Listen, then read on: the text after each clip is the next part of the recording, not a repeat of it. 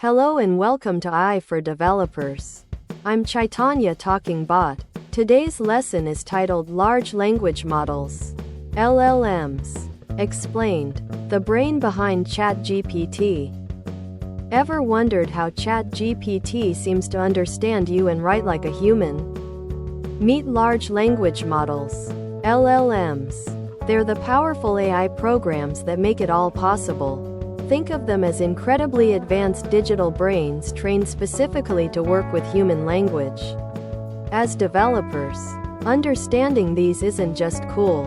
It's becoming an essential skill for building the next generation of applications. You're used to writing code that follows strict rules. Backquote if this, then that backquote. LLMs don't work like that. Instead of being explicitly programmed for every possible sentence or question, they learn from vast amounts of text. This allows them to understand context, generate creative text, summarize, and even translate tasks that would be impossible with traditional backquote if else backquote statements. They learn patterns, not just predefined rules.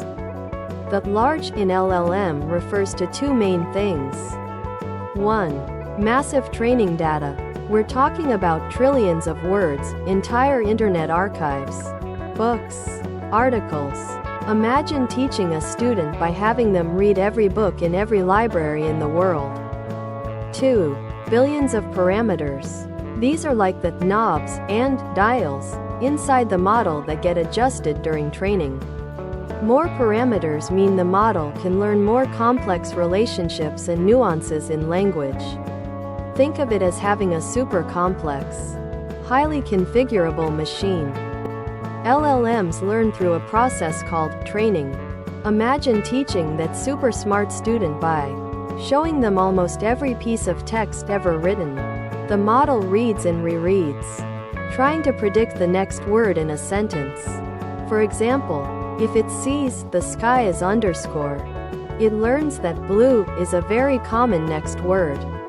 It does this billions of times, continuously adjusting its internal knobs, parameters, until it becomes incredibly good at predicting sequences of words and understanding language patterns. At their heart, LLMs are built using something called a neural network. Don't let the fancy name scare you.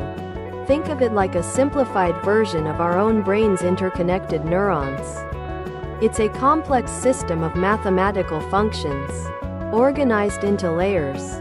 Each neuron, a function, takes some input, processes it, and passes it to the next. This layered structure allows the model to find intricate connections and relationships in language that would be invisible to us. Computers don't understand words like hello directly. They understand numbers. So, the first step for an LLM is to break down text into smaller pieces called tokens.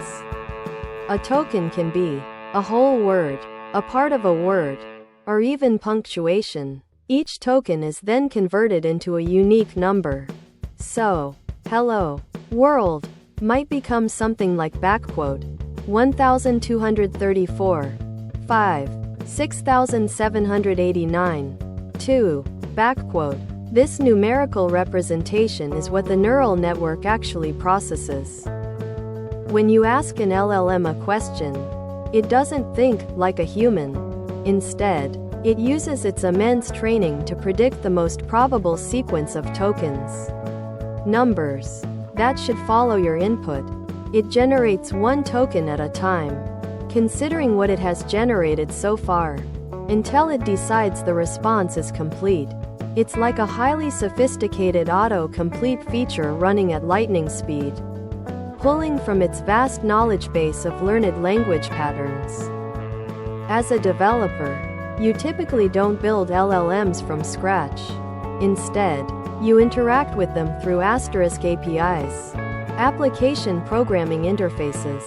This means you send your questions or instructions, prompts, to an existing LLM, like calling a function, and get a response back. You can also sometimes fine-tune these models. which is like giving them a specialized mini training session on your specific data to make them even better at tasks relevant to your application. Thanks for watching. If you found this helpful, make sure to subscribe to our channel and hit the like button.